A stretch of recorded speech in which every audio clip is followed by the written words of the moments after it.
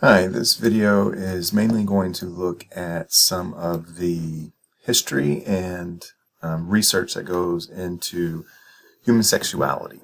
All right, so when we look at sexology as a topic overall, one of the key things with this is that it's what's called an interdisciplinary study, which means it covers a lot of disciplines. We're looking at a lot of things, we're kind of pull them together.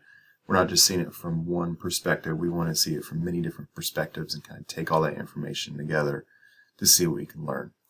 All right, so for example, we're going to consider things like behaviors, attraction, identity, the relationships we have with other people, maybe like more physical things as far as the reproduction cycle and things that go along with that, how we experience pleasure, sexual health, and on and on and on. There's a lot of different aspects that we can look at within the topic of sexology and human sexuality in general.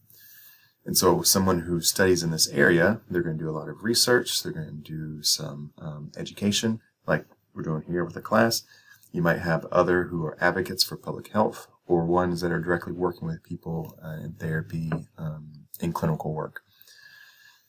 This evolves over time, so for example, today, sexologists might study things like dating apps, consent, pornography, sexual orientation, or how culture shapes sexual attitudes. Right? We're actually going to explore a lot of these topics within this class. One of the things that we can also see is that over time, historically, this has been more of a controversial topic, mainly because when we look at sexuality, it's something that's shaped by religion, culture, morality, even politics, and what we're going to see is science. With that, though, for most of history, sexuality was discussed philosophically or morally, but not necessarily scientifically. Right? And there's a difference there. And so even though this is something that's been talked about going back centuries, thousands of years, when we look at it from a more scientific study, that's going to be something that's more recent. Right? So, for example, in 1886, we saw the first edition of Psychopathia Sexualis. All right, so this kind of helped establish this as a field, and what it did is provide a lot of good information about different types of sexual behavior. And what we're going to see, a lot of these things that it found and observed and recorded, back in the 1800s, we're still going to see true today. Right? We have more knowledge, understanding, and insight, but some of those things are still there. So as we kind of look from that time period moving forward, there are a few people that are significant that we should mention. So Freud is one of them. What he wanted to do was connect human sexuality to our psychological development. Right, so one of his key theories is the psychosocial state or psychosexual stages of development. And even though these tend to be a little more criticized today, there maybe isn't as much research to support them. One of the key things that he was able to do is help normalize the discussion of sexuality within the field of psychology. Right? So he did have that contribution. As far as actual research itself, there are kind of two main groups of people. The first person that we want to consider is Alfred Kinsey. All right? So he's often considered the father of sex research. What he did is he interviewed thousands of different people and asked them about sexual behavior. Right? So instead of speculating or just hypothesizing, he actually, you survey data and interview people to gather that information. And so a couple of things that he found was that he actually challenged some cultural myths that we have about sexuality, and he revealed that these supposedly rare sexual behaviors were actually pretty common. All right, so we're talking about things like same-sex experiences, masturbation, and even something like premarital sex. Right? He realized and was able to show that's far more common than what most people realized. All right, so you have Kinsey. Then later on, you're also going to see Williams Master and Virginia Johnson. So Masters and Johnson, how they're usually put together.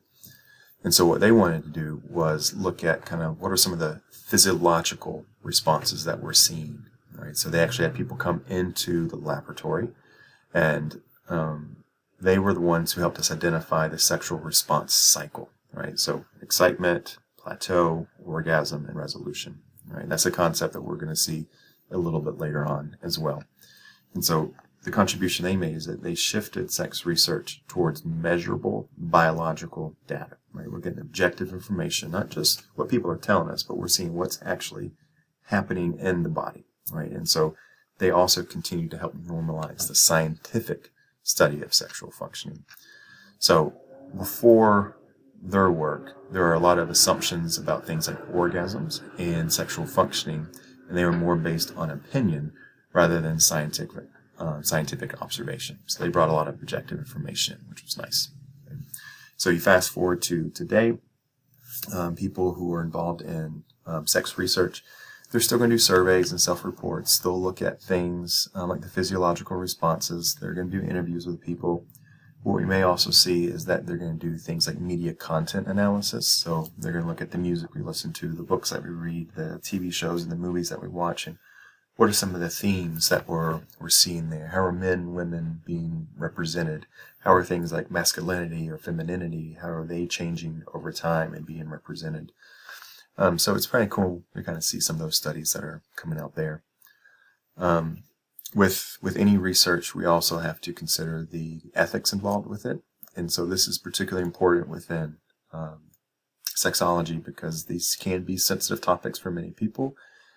So we want to make sure great care and consideration is taken there. So things like privacy, consent, and confidentiality are extremely important, particularly if you're working with any vulnerable populations. You want to make sure the proper safeguards are in place.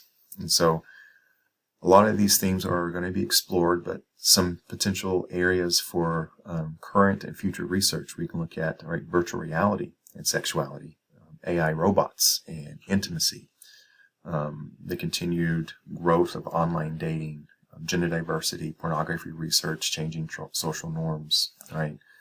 Particularly that last one, what we see is that whatever society considers quote unquote normal or acceptable tends to change over time, right? So sex research both reflects and influences those cultural shifts, right? So just some reflection questions for us to consider is,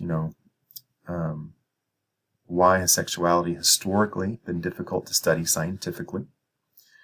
How might cultural values influence sex research? What ethical challenge makes sex research unique?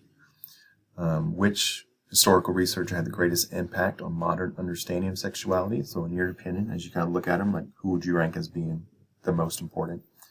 And then how might technology change sex research in the future? All right, so these are just some reflection questions for us to consider to help us look at the implications of this information.